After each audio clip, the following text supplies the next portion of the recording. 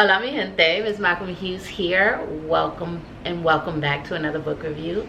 So today I'm coming first. Well, let me say happy Black History Month. Let me actually voice that. Happy Black History Month. So y'all already know what it is over here on the channel. We read Black books all year, but I always love this time of the year of us celebrating us and our rich and diverse culture. So today is no different. We're gonna start it off with a book review, and today we are reading or reviewing The Fifth Season by N.K. Jemisin. Now, if you know me, this isn't necessarily the genre that I go to all the time, but I, as you know, am doing different challenges, and one of them is 20 books by Black women. So I'm trying to see all of our different genres, and I really wanted to read like fantasy and sci-fi by Black women, and this one is categorized as sci-fantasy, which means that it's science fiction and fantasy all rolled into one. So I read the description of this book in the books that I'm currently reading video, but I'll give you a synopsis in my own words. So when I think of this book essentially follows our protagonist as she journeys through her world, the stillness that is preparing to go through a catastrophe. So what they have are different seasons, and the fifth season is really the ending of the world, and we learned this very early on. This is how the world ends. That is something that we're told, and that comes up again and again throughout the book. So the fifth season are these devastating seasons in which essentially the world is destroyed. The universe itself survives generally. That may not happen this time. So we follow our characters through that. Our protagonist is an origine. I want to say orogeny, but I believe that the author pronounces it as origine. And these individuals are powerful individuals who can control seismic like energy, and they are able to kind of calm the disruptions of the earth, or even use their power to create them. So because they are so powerful, they are controlled by those in power in the stillness. And for individuals who are discovered early on to be orogines, then they are captured and taken to the fulcrum to be trained. So in short, we have this society that we're following, this entire world, this universe really, that we're following, of individuals who are the most powerful being suppressed, oppressed, and controlled, unless their power can be used by those in control to protect them, to their benefit in a number of ways. And it's a deplorable system. They are treated so unjustly, and they can only rise to certain levels. Even if you get 10 rings, which is the highest, so if you're taken to the fulcrum, you're taken to be trained, every level that you advance, you receive a ring. And a 10 ringer is the highest that an orogine can be. And at that, you're given a certain level of respect from those around you, but you're still not fully welcomed into the society. You're only viewed from the level of benefit for those in power, and you have these guardians that control your every move, that watch over you. And if they ever deem that you're getting out of line or you're becoming too powerful, then they are well within their right to abuse you in any way that they see fit, and to kill you without repercussion. So one thing that I really like about this book is that premise, that concept, is not so far from our world. Actually, it's not far from our world that we live in, of those who are oppressed, and you are a benefit only in ways that you can add to the system and the structure, and that your life can be taken without regard, right? The groups that suffer through that. It's Black History Month.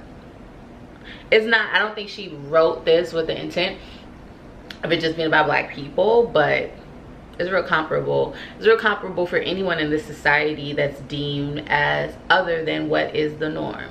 So I love that she's created this fantasy world to talk about very real world issues. But I think sometimes it's more palatable for folks if it's written in literature, if it's written in fiction, if it's written in a way that you feel like, oh, this isn't about me. I think sometimes it's more palatable for people, but this is written in such a unique way in that the author, when she's bringing up these concepts, it's very just as is. Everything's in your face. She just writes in such a way that it's direct but still beautiful, still captivating, and still draws you in. And so with this book not being my usual genre, initially I would say, you know, a bit of the world building. I talk about this often whenever I'm reading fantasy, but the world building here shifts to being very character driven. We do get an idea of the world because it's important, especially with so much that doesn't exist, just her playing with different like seismic energy and different things along those lines. So we do have a clear idea of the society that that our characters live in. But this book is very heavily character driven, and I loved that. That is what I always love about literary fiction. So we follow our characters. We have 3 main characters, and as we go through the story, there are different things we uncover about each of them. And then there's like 2 big reveals, and if you kind of are paying attention, you can figure out what they are. But I loved all of our characters. At one point, the author even speaks in the second person for one of our characters, and she speaks in the you. That was very nicely done. Even though we know it's about the character, it also makes you pause and it's like, me? So it makes you feel as if you're in the book in a way that I actually really did enjoy. But we have those 3 characters, and then we also have other characters that come up. One main character is Alabaster. Alabaster is a 10-ringer and it actually ends up being a mentor for one of our main protagonists, Cyanide. Cyanide and Alabaster, oh, I love their chemistry together. It's not romantic, but their romantic chemistry is pretty much not there. But they do end up having to be sexually involved because that is one of the things. If you're erogenine or an erogenine, which is what I want to say, but if you're an erogenine, then essentially those in power own you, like the government owns you. So they are forced to have babies to continue to put them into this system where they be controlled and used for the benefit of others. As we continue through the story, we see how that plays out in deplorable and horrible ways. There is trauma in this book. I don't think anything I said will make you think that there wasn't. But if you missed it, I just want you to know that there is trauma. A lot of trauma inflicted upon children. But I will say this, one thing I'm grateful for in the books that I've read as of late, where there is a wide degree and a lot of trauma, is that it's written in a way that's necessary to the story. Not once here did I feel as if I was being subjected to read something that would not catapult the story further. And I'm super grateful for that. It was super heart-wrenching.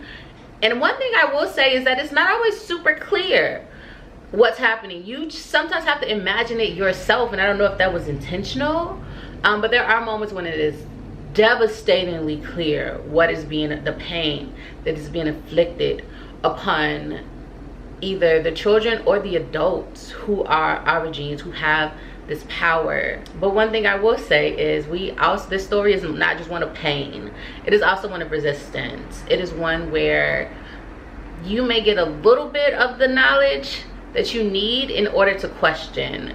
And what I mean by that is, here at the end of every chapter we have stone lore, and stone lore is comparable to what we would have in present day. Is like, I would say, a combination between religious text and the Constitution. And I say that because these are things that have been very literally written in stone to signify a couple of things. One, what to do when the world ends, what to do when the 5th season comes, right? How to survive it, how to prepare, how to protect yourself as best as you can. Another one is to place in stone that origins are bad, that they've been bad from the start of time, that they're dangerous. And so everyone is taught this. So origins are in this culture where from birth you are taught that you are wrong, what you are is wrong, that you are dangerous, that you are bad. So you have that internalized self-hatred from the moment you enter into this society. And so you have those stone lore. But then, just like with the Bible, it eventually becomes clear that some things were taken out, or some cultures who are so far removed from what's happening present day, they have other stone lores that were removed. So they have a more history. They have the truth in a sense of like what everyone else is missing. And they have a deeper knowledge of the fact that what you've been taught isn't accurate. It isn't the full picture. So you have some individuals who have that information who are able to connect with others, and they're building this resistance against this empire of hate. They no longer want to be subjugated to the treatment that they've been receiving, and that we don't get the full scope of what happens with that, but it's there, and you know that like book 2 is gonna have more of that, and you want to continue. I also think here that one thing that was really beautiful is just that you did have a society of people who were free, of origins who had always been free. And that for me is always such, in real life and in fiction, so powerful, because sometimes you cannot imagine something unless you see it. Like sometimes your imagination, you can envision things, but sometimes you actually just need to see something, right? It's like I didn't even conceptualize what us being free could look like until I saw us free. And that was just so powerful here. And it was just such, for so much heft in this book, that itself was a moment to breathe, and it was beautiful, and I felt that with our characters, and I really enjoyed that. Unfortunately, it does not last. Our characters are always apprehensive about that, especially Cyanide. She's always worried about that. I know that some folks have a huge issue with something that happens later in the book. I won't say what it is. I will say Think Beloved by Toni Morrison. If you know, you know. But I will say this, before the decision was made, I myself, before I even read it, said that was the only choice. That was the only choice that could be made. And I know a lot of people, for them it was very tricky and it was very hard, and they had to put the book down and take a break after that, and I could see that. But on a very deep level, I understood the decision that was made, and I didn't see another option. But when you have that level of writing that causes people to feel so deeply, that just speaks to the talent that went into writing this work. And N.K. Jemisin has done a great job with putting together such a thought-provoking, such an emotion-pulling book. I think, again, reflecting on the number of topics that are covered here, I think that another thing that really stuck out is that you have such strong women. You have such strong women, you have very fragile men, but you have all of these complex characters. And I think, again, this being character driven is something that was so well done. There's no character that is just one way, limited. You get the full humanity, and I think that that's beautiful. It's queer in a way that you wouldn't have anticipated. There's just so much liberation, because when you think of freedom, what does it mean to be free, right? So for me, it was, when they were there, it was just imagine a world without limitation and rules, but centered in love and compassion and community. There's so much to be said about this book, and there's actually one review that I will recommend everyone go and watch here on YouTube, and the person's page is Perpetual Pages, and they just did such a great overview of this, really focusing on how it combats and reflects oppression. I thought that was just such a great review of this, so I would definitely recommend that everyone watch that one as well. But I would say, yeah, here, just the world is the stillness. You have, that's actually just also ironic in and of itself, because there's always so much movement. But I thought that this book was so well done. There's so much to pick up on, so much to contemplate. Again, you have a world that's called the stillness, but there's always constant movement. You have these different dynamics of what it means to be powerful and what it means to be vulnerable and what it means even to be free. So I thought this book was so well done. I ordered the second book immediately upon finishing it. So I think that tells y'all where I stand. If I had to recommend you read this book now, you read it when you have time, or if you read it when you want. I've been so fortunate recently that I've been reading so many books. Let's read it now. Read it now. If you're like me, that means that your TBR is just getting crazy, because you obviously cannot read all of them right now, but read it now. So that's what I have to say about this. I really enjoyed this book. N.K. Jemisin is a gem, and this book will challenge you, but at no moment will you be bored. At no moment will you regret reading it. There's so much to unpack here, so much loaded here, and such strong characters. Oh, I didn't even tell y'all the entry into the book. Goodness, there's so much. I forgot to say that as this starts, we follow our protagonist Asun, who is on a journey to find her husband, who has murdered her son and kidnapped her daughter, because he has found out that they are raw genes just like her. With that at the beginning, come on, come on. That in itself is just captivating on top of everything else.